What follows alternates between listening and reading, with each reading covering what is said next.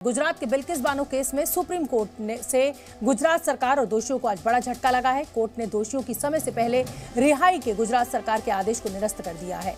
Supreme court ने अपने फैसले में कहा है कि अगर महाराष्ट्र में इस केस की सुनवाई हुई है तो महाराष्ट्र सरकार को ही इस पर फैसला लेने का अधिकार है। इसी के साथ कोर्ट ने सभी दोषियों को 14 दिन के अंदर जेल भेजने का आदेश भी दिया है। और एक और बड़ी खबर आपको बता दें, बिल्किस बानो केस पर आए सुप्रीम कोर्ट के फैसले के बाद कांग्रेस नेता राहुल गांधी ने बीजेपी पर निशाना साधा है। राहुल गांधी का कहना है कि चुनावी फायदे के लिए न्याय की हत्या की गई थी। फैसले से पता चलता है कि अपराध का संरक्षक कौन है। ये बीजेपी के अहंकार की हार है।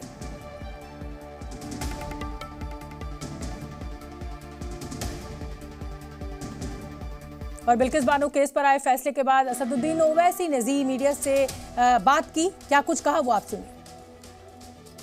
तो आप देख लिए सुप्रीम कोर्ट ने क्या कहा, और ये तमाम नरेंद्र मोदी के हमारे प्राइम मिनिस्टर के दावों को खोखला साबित करता है। नारी शक्ति के बारे में क्या नारी शक्ति हो रही है, क्या ठोक दो की पॉलिसी आपकी, क्या बुलडोजर पॉलिसी बताइए। आज आपकी सरकार तो उनके साथ खड़ी हुई है। आप तो जिसको इंसाफ मिला उनके साथ नहीं खड़े हुए, आप जिसने रेप किया उनके साथ आपकी सरकार खड़ी हुई है। इसलिए हम इस बात का डिमांड करते हैं कि हमारे मुल्क के वजीर आजम और गुजरात की बीजेपी की सरकार बिल्किस बानो से माफी मांगे। ये तमाम नरेंद्र मोदी के हमारे प्राइम मिनिस्टर के दावों को खोखला साबित करता है। नारी शक्ति के बारे में क्या नारी शक्ति हो रही है, क्या ठोक दो की पॉलिसी आपकी, क्या बुलडोजर पॉलिसी बताइए। आज आपकी सरकार तो उनके साथ खड़ी हुई है।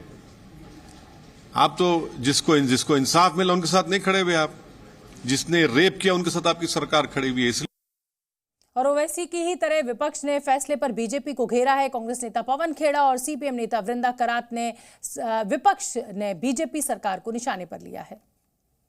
जो पार्डन इनको दी गई थी, जो राहत इन्हें दी गई थी हत्यारों को, बलात्कारियों को, उसके बाद एक पार्टी से जुड़े हुए लोगों ने उनका माल्यार्पण किया, उनका स्वागत किया। यह देखकर रोंगटे खड़े हो जाते थे कि इस देश में आजादी के 75 साल बाद जब हम अमृत महोत्सव मना रहे हैं तब भी ऐसा संभव है।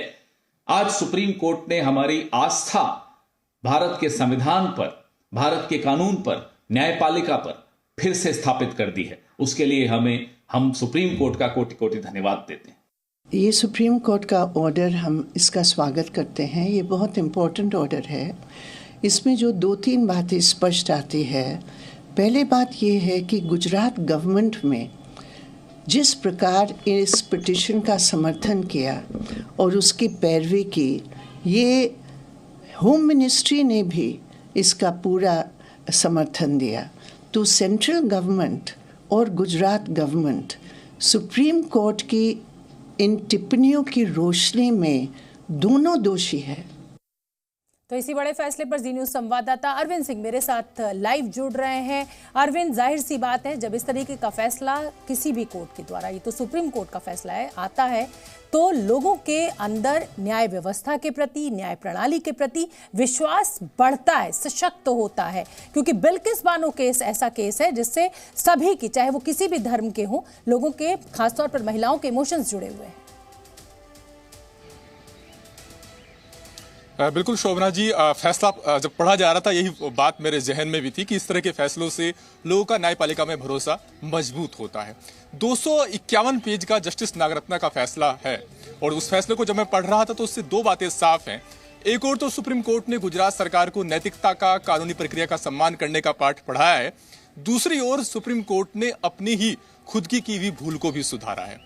दरअसल गुजरात सरकार की जो फैसले का आधार था वो था 13 मई 2022 का सुप्रीम कोर्ट का एक फैसला।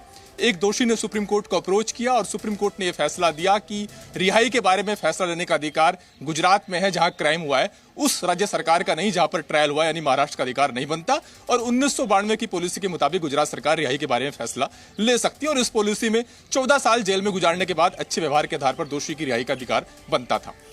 एक दिलचस्प बात यह है शोभना जी कि उस वक्त जब ये अर्जी पर सुनवाई हो रही थी उस वक्त गुजरात सरकार ने उस अर्जी का विरोध किया था और गुजरात सरकार का ये कहना था कि जहां पर ट्रायल चला है यानी महाराष्ट्र में वहां पर ही उसी सरकार को अधिकार है रिहाई के बारे में फैसला लेने का, गुजरात सरकार का इससे कोई लेना देना नहीं है। बहरहाल सुप्रीम कोर्ट का फैसला आ गया और सुप्रीम कोर्ट ने कहा कि गुजरात सरकार का अधिकार बनता है। मई 2022 को 13 मई को फैसला आया था।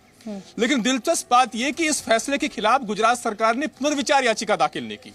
आज सुप्रीम कोर्ट ने यह कहा है कि उस वक्त तो कोर्ट को मिसलीड किया गया था दोषी की तरफ से और इसी वजह से हमने एक ऐसा फैसला दे दिया जो कानूनी प्रक्रिया के खिलाफ था।